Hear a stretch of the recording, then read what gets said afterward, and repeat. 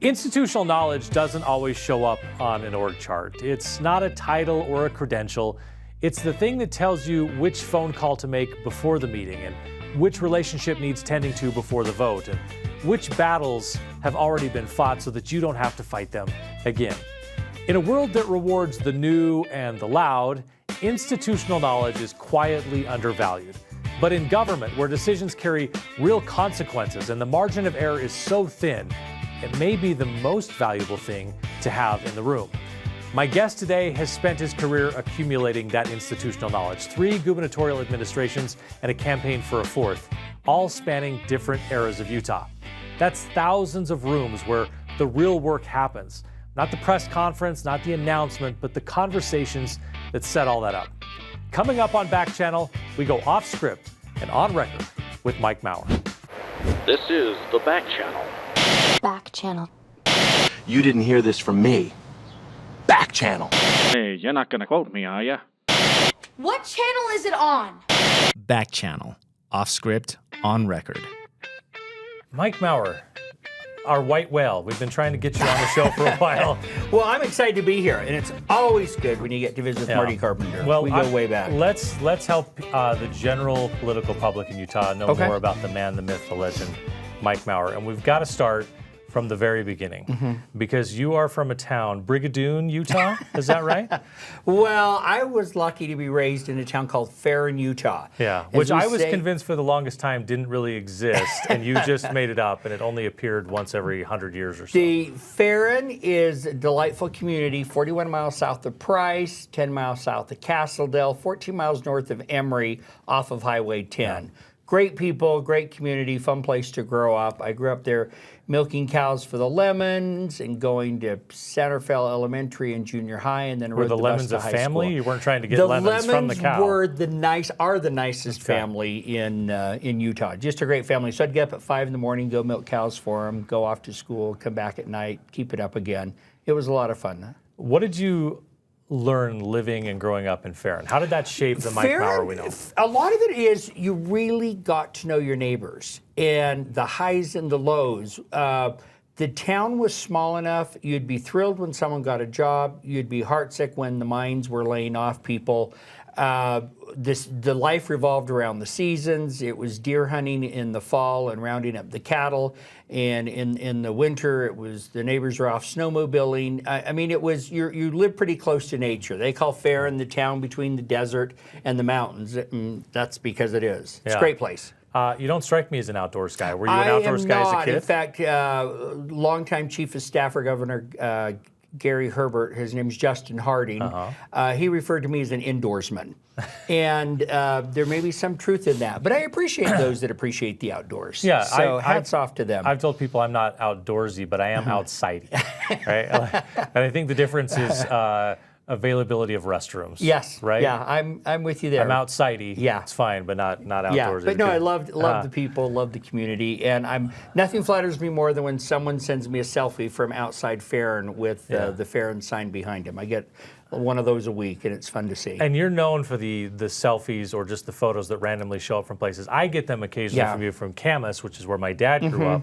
And it seems like every time you roll into Camas, bless your heart. It's instinctive. It's like Pavlov's dog. Yeah. I can't go to Camas and not think of Marty, and I can't think, oh, Marty's going to want to know I'm passing through Camas. Yeah. And I do that, if I'm passing through Ferron, Jon Cox has got to get a photo. And I can't tell you how many times I've stopped by the Fairview sign to send a selfie to the governor. And every time I get one, I think, if you just drive two more blocks up away from Salt Lake, 2 more blocks, I guess that's east from that direction, you can take a picture of the actual, like my grandparents' property, which my dad always wants us to get a picture of because it's his property. I will start doing that. Yeah, you send me the coordinates. I'll drop you a pin so you can do that. There. So I'm interested in, you grew up in a small town. You mentioned everybody knows everybody's business and they cheer for each other.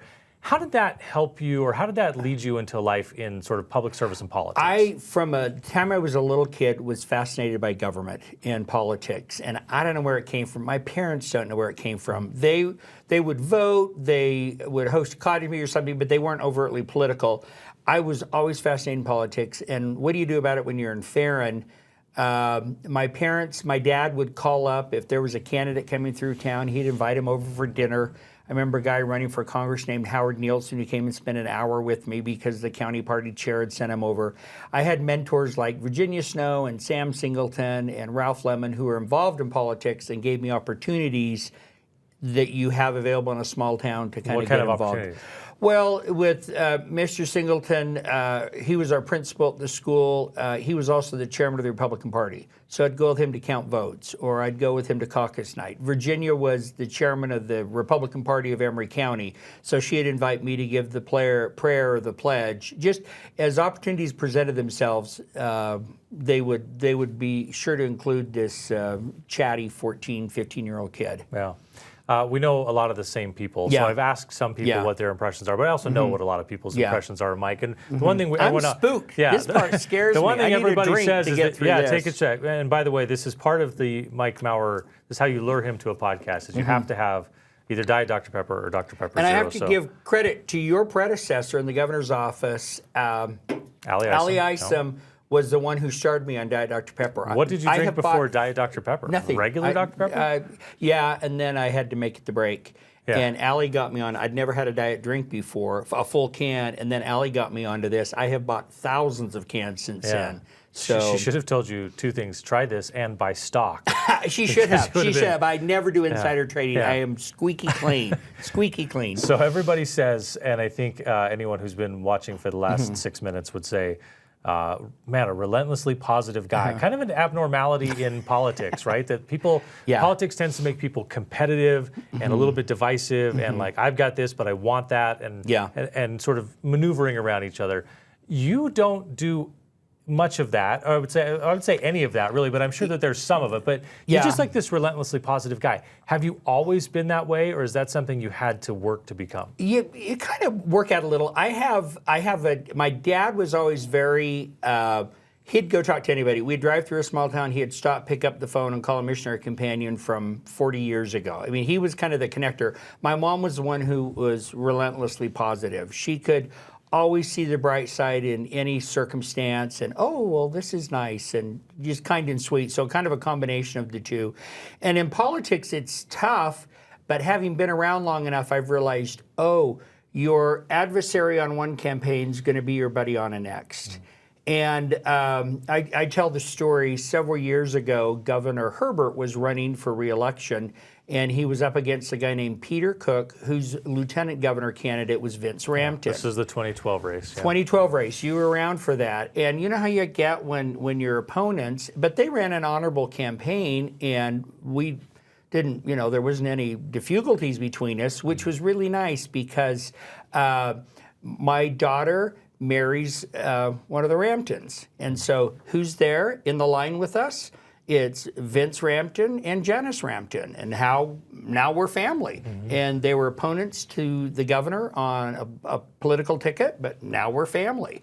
And I've got case after case like that in Utah where we'll disagree on a campaign or a candidate, and those can get a little rambunctious. But for the most part, you can find something to agree with on people if they want to find something to agree with. In short, maybe you could disagree better. And I try to practice that. That one's in for the current boss. So Yes. you got that box checked right there.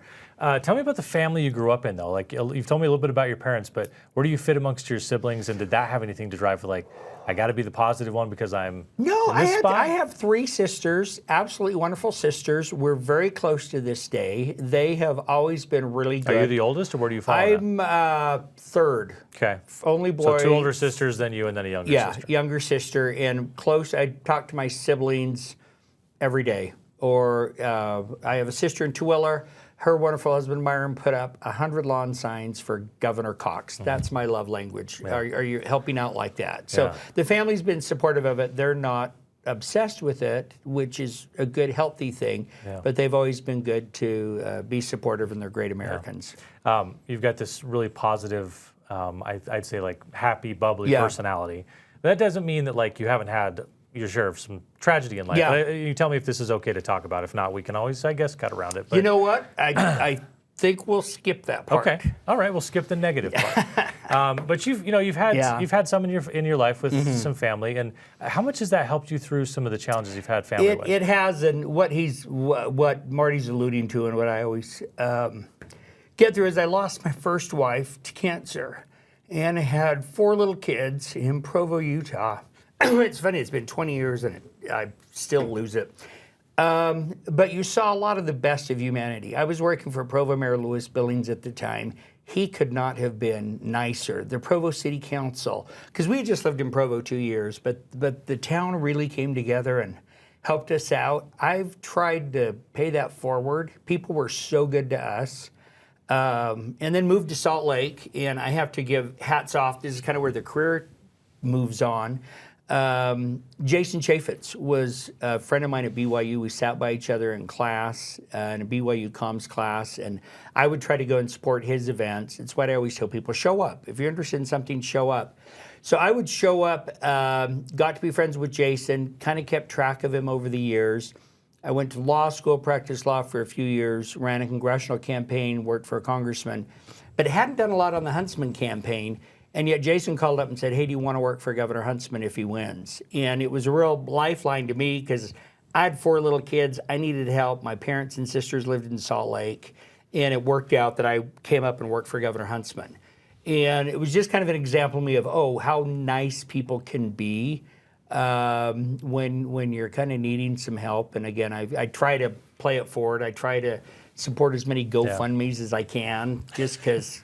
people were good to us. Okay. But yeah. No, we'll start one for the podcast. we'll do it. And donate. Donation. He's a great guy. Donation Donate. real quick. Yeah, Marty's awesome. I'm wondering though, the reason I bring it up is I wonder if that naturally friendly and happy personality not only helps you sort of navigate that real challenge, but also going into more of a new marriage and a blended family and such. Has that helped, or did some of your kids find it annoying?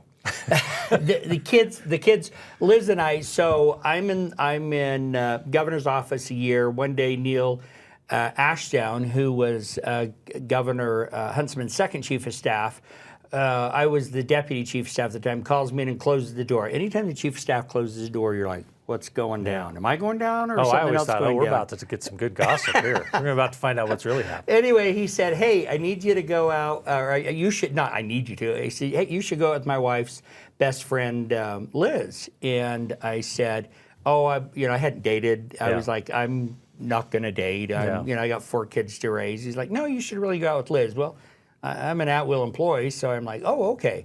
So I went out with Liz, and she was a good sport to go out with me. I was not what was on her list of things she was looking for, but long story short, a year later, we're blending 6 kids and then adding a 7th. Yeah, you wore her down. So she's a saint. Liz is absolutely awesome. She's a saint. She's lots of fun. All right, I want to shift and talk a little bit about your career. Yeah. But actually, I want one question before we transition from just personal life because I think everyone deserves to hear the story. You served a mission in Oregon. Portland, Oregon.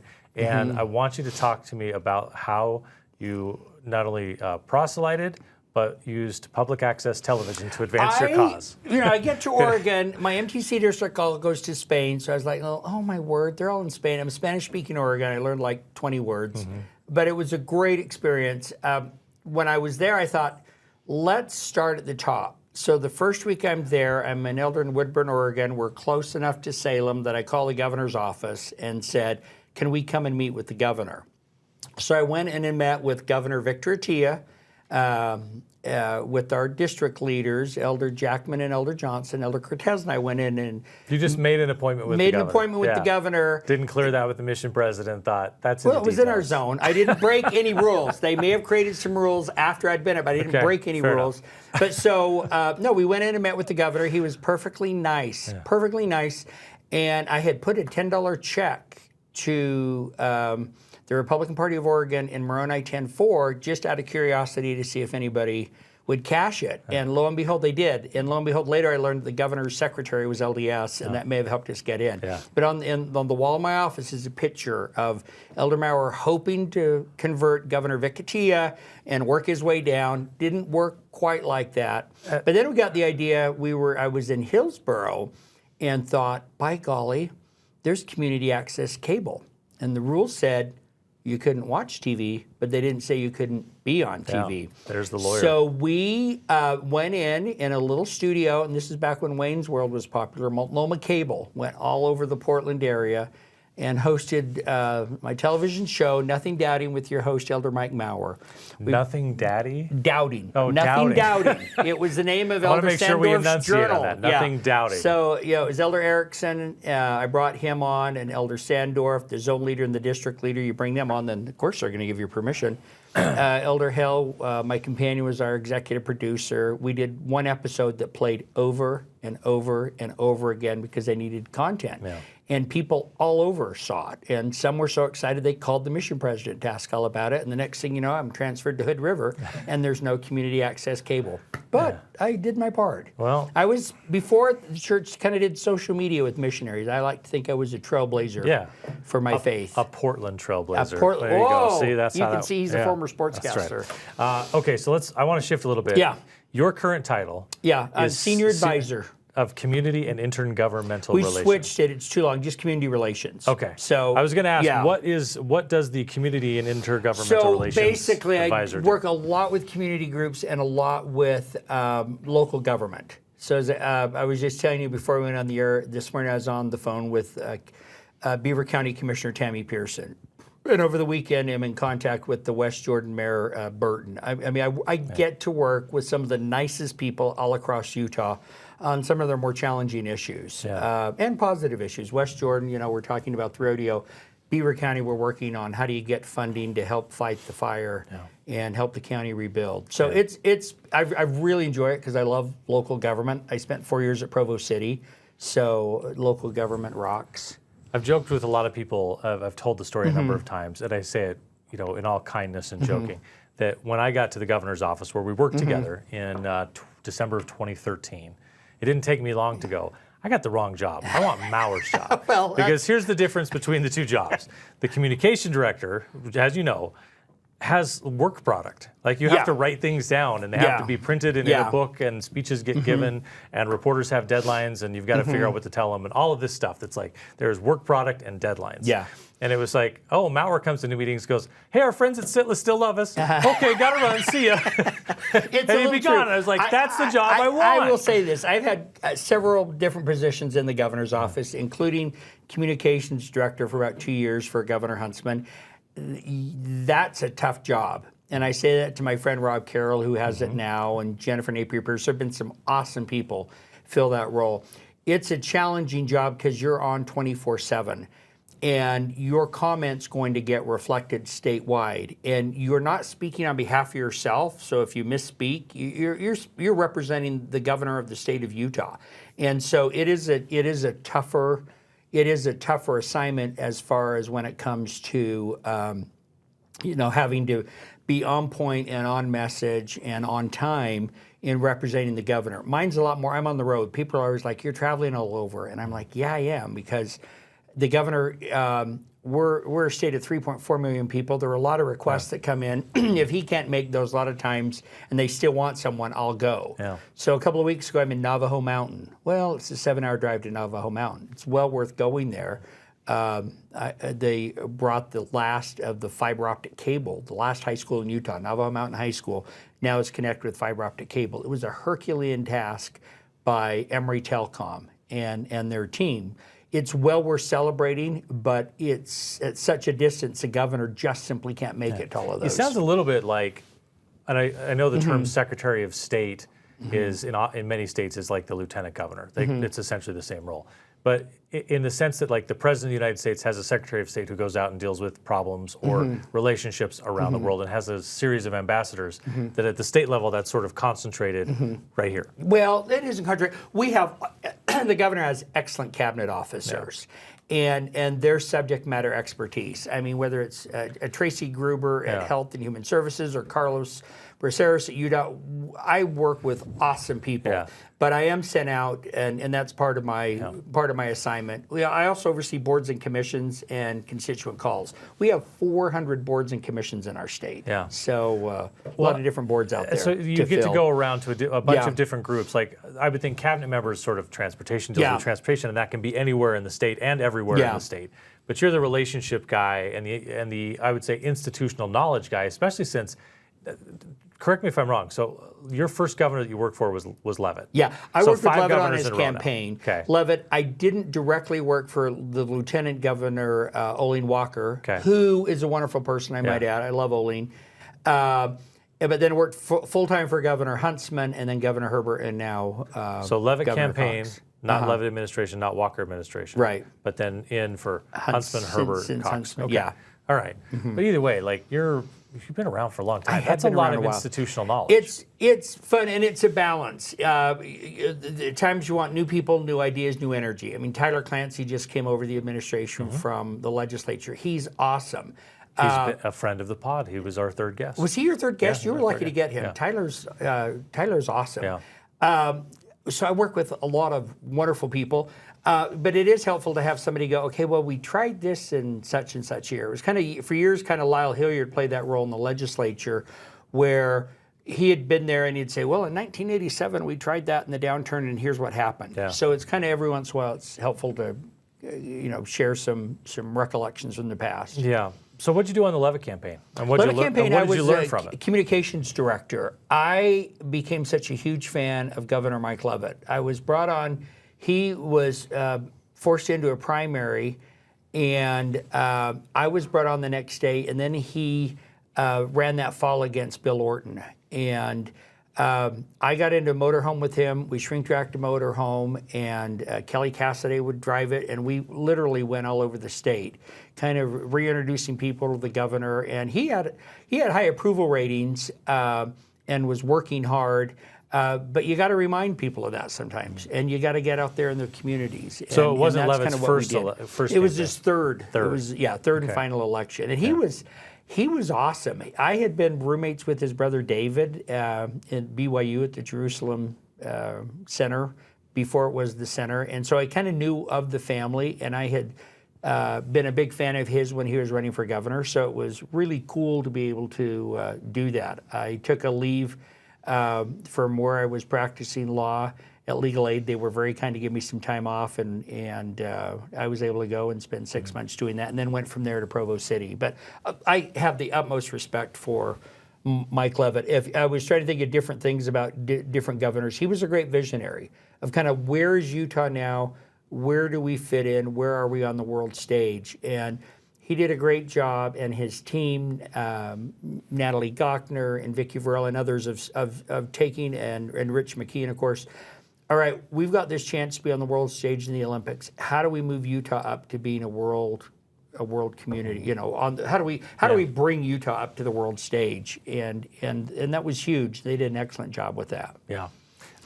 So you've mentioned that Jason Chaffetz was your connection to the Huntsman administration. Tell me what you did for Governor Huntsman and what you learned from Governor working in that Huntsman, a administration. couple of different roles. Was the Ledge Affairs Director beginning, and then went on as Deputy Chief of Staff, and then to a position, the State Planning Coordinator, which was kind of a new position. I became the state's Obama stimulus czar. Kind of a career killer if you're a Republican.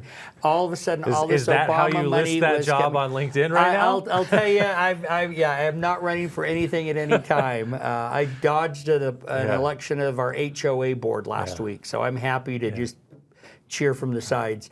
That one was interesting because everybody had a shovel-ready project.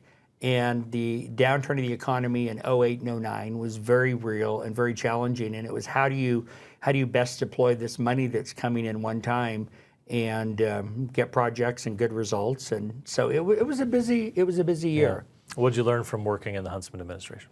Governor Huntsman, great fellow. He was a lot of fun. Liz and I were dating at the time, and it was fun to be able to double date with John and Mary Kay Huntsman and ride around with them to events, and they'd give us advice as a couple dating. He was there to speak at our wedding reception. Yeah, he was a class act. I enjoyed working for him, and Mary Kay. Everybody loves Mary Kay. She's just a delightful person. Absolutely. So Governor Huntsman goes on to work for your boss, Obama, in China. That's the kind of comment that gets you into trouble. That's how we know what to clip to put on social media. So tell me. No, I remember being in the room one day. We were in what's called the Rampton boardroom, which is a governor's office boardroom. Get a knock at the door. In they come, and they pull the governor out. He said, "You're wanted on the phone." Well, there's only a couple of people that the governor leaves his meeting for to take a phone call from. And that's when we realized, oh, this might be it. And it was. And that's when, again, there was a several-month transition period. And then Lieutenant Governor Gary Herbert became Governor Gary Herbert. Yeah. And you were just kind of stayed on through that transition? Stayed on. And what was that like, going through a transition like that? Because you guys had your mind. That like one you was say, a little different because you quick. couldn't say anything. And the Governor Huntsman couldn't say anything. And so it was a unique time because he's prohibited from saying anything while the confirmation process is going on. So who's kind of in charge? Well, it was of course Governor Huntsman, but you couldn't be as public. It was you had to be a little more circumspect in your comments to the public, that sort of stuff. So anyway, it was an interesting time. And then Gary Herbert came on, and Gary and Jeanette are absolutely incredible people, just awesome, just a lot of fun to work for several years with him. And, he remains a great friend to this day. What's your best Gary Herbert story? There are so many, but they're all inspiring and uplifting. I mean, That's how you stick around for 4 administrations. But he really was. There. I always say, I never give an insincere compliment. He was just a good man. And I remember he had a great run as governor. It's the last week of the last session, and we're sitting around a table, and I'm with Derek and Justin and Bob Henry and the then Lieutenant Governor Spencer Cox and Governor Herbert. We're talking about issues, and someone pulls up their phone and looks down and says, "There's this virus going on in China. I wonder if it's going to be an issue." And that defined the next 9 months. Mm-hmm. Within a week, it had come to Utah, and you had Rudy Gobert, and it was a very, very tough time to govern. And we had been kind of like, what does the governor do after the last of the legislative session, his last year? I mean, do you go tour the state? Do you go visit different projects? I mean, kind of what do you do? Do you finally get him to Ferron? True story. Governor Herbert was doing the math and realized he had been to Ferron 5 times in 3 years, and I got booted off the team that did the. He's like, "Mike, I don't need to go to Ferron for the Cub Scout dinner. I love the Cub Scouts, but that's a long drive down and back." So I was kind of booted off the scheduling team when they finally realized that all roads didn't necessarily need to go to Ferron all the time. So we tried to get him out there, but Governor Herbert was great because he was everywhere. I mean, the story was, if you had an event with Republicans, he'd go to all sorts of meetings all day long. I think the phrase was, wherever there are 2 or more Republicans gathered, there is Gary Herbert, right? Yeah. And I'm going to just say, annoyingly, couldn't get him out of there. Right. No, true story. I'm in Carbon County Lincoln Day dinner in Price. Yeah. We're at the Old Elks Lodge down there, and he speaks, a couple more speakers in those evenings. Everybody gets a chance at the mic, and it's 9 o'clock, and literally everybody was gone. And at 9:45, the governor's still visiting with the nice fellow from Helper who drove down to talk about a specific issue. The custodian finally comes up to me and says, "Will you guys please leave? I want to go home." Yeah. And I had to move the conversation outside. And not an isolated incident, because I know I flew with him once to D.C., and he was there for a bunch of National Governors Association meetings. But the first stop, we landed and went directly to, I think it was the natural gas building, and there was a reception there for now the late Mia Love, who had just been elected to Congress and had just been sworn in, if I recall. And we go in, and it's the same thing. In fact, we're in the elevator, and it's me, my business partner, Wes Smith, was with us, and then the governor, and he just said, "Hey, I'm tired after this flight. Let's try to keep this one short." And I was like, "Great, let's do it." I know where this is I'm going to headed. try to hold you I to can that. guess where this is and headed. so, being a good staff member, we kind of rotated in, "Governor, we need to move you." Yeah. And he said, and the same deal. We're there as they're putting chairs up. And you're like, I cannot get this guy out of here. I was going to have to go buy a chocolate banana shake and see if I could lure him out. He was so good to spend so much time with people, and just loved doing it. His mantra was conservative in principle, moderate in tone, inclusive in process, and he really worked hard to bring people around the table and even when they put that table away, still was there trying to bring him to the table. Bring the table back. Bring I got to bring No, some people. He was awesome. To the table. Like okay, last one because we're making our way through governors. Yeah. Tell me about the current boss. What do you like about working for Spencer Cox? I love Spencer Cox. I love working for Spencer Cox. He. Part of my thing has been driving around the state, and if I'm at a county commission meeting somewhere and you're passing through a town, I try to stop in and visit with people all over to kind of get the pulse of what's going on in the state. Years ago, I'd stop in, if I was ever passing through Fairview, I'd stop in to say hi to first Fairview Mayor, then Fairview County Commissioner, or Sanpete County Commissioner Spencer Cox. Hey, what's going on in Fairview? What's going on in rural Utah? He is super smart. He's brilliant. He writes his own material. He writes. He's an excellent writer, great wordsmith, great thinker. I can't say enough nice about Governor Cox. So I've had opportunities at different places, times to go different places. I'm like, I love working for these governors. I love Utah. I love meeting the people of Utah. And Governor Cox, and especially Abby Cox, have been no exception. I mean, they're just quality people who do a wonderful job representing our state, not only at the state level, but certainly at the national level, whether he's the head of NGA or he just finished up a term as chair of the Western Governors Association. I mean, he's a class act. So after all these years working in various administrations, what's the one habit that you have built, that you've worked to build, that makes you better at your job? I try.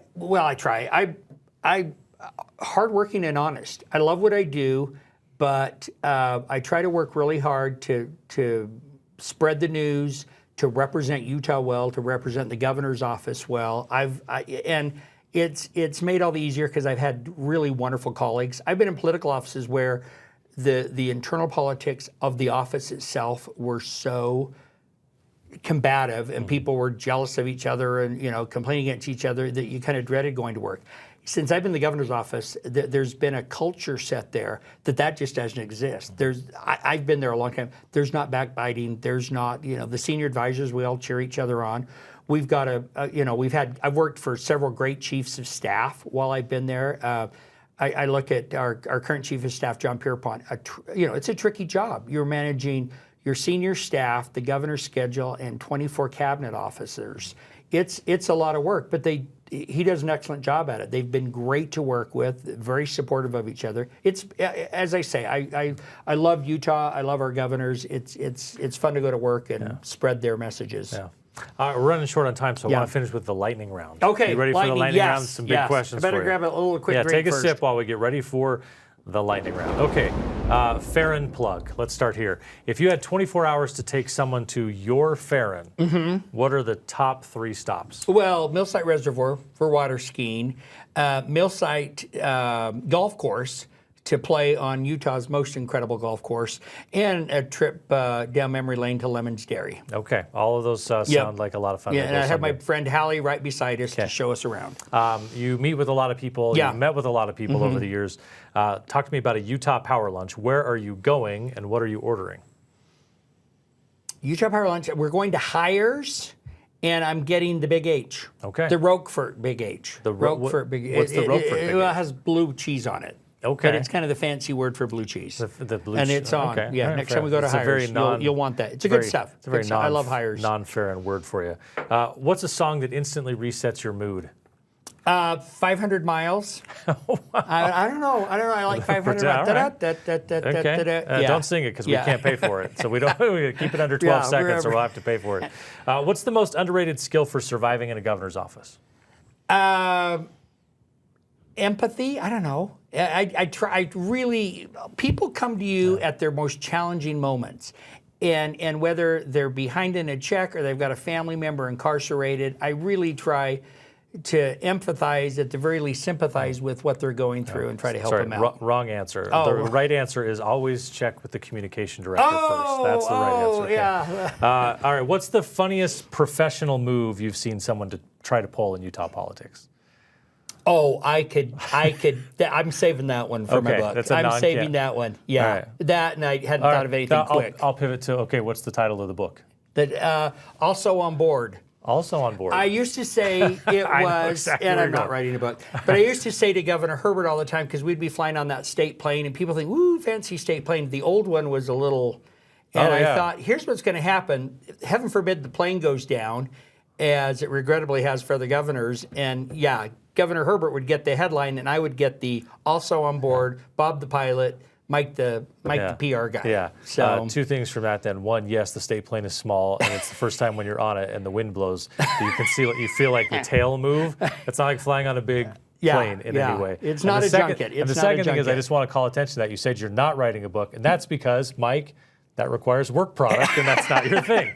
So that's just how that goes. All right, with comments like that, who needs enemies? That's right. Who That's right. needs- Yeah. That's right. Okay, last one. What is Yeah. the best piece of advice that you would give a younger Mike Mower to help him succeed in his career? I talk to a lot of people, and it's like relationships matter. And you build relationships by being honest with people, by being direct with people, not just telling them what they want to hear, but sometimes what they need to hear. But there's a nice way to do that. And work on relationships, because you'll be back together again. And you all share the common goal, loving Utah, loving America, loving your fellow man. Mike, you're a good man. Thanks for doing this. Thanks. Honor to be here. May all of Thanks. your Diet Dr. Peppers be chilled Cheers. and crispy. Cheers. Okay. Thanks so Mike. much. Hey, my thanks to Mike Mower for stopping by for a chat. He's one of a kind and one of my favorites and one of my favorite coworkers of all time. I think you understand by listening to that conversation. A reminder, Back Channel is a Northbound Strategy production. Subscribe to the audio version of our show wherever you get your podcasts. You can find us on YouTube, Facebook, Instagram, LinkedIn, and TikTok, everywhere as at Back Channel Utah. And we have video now on Apple Podcasts as well. Thanks so much for being with us. We'll see you again next week.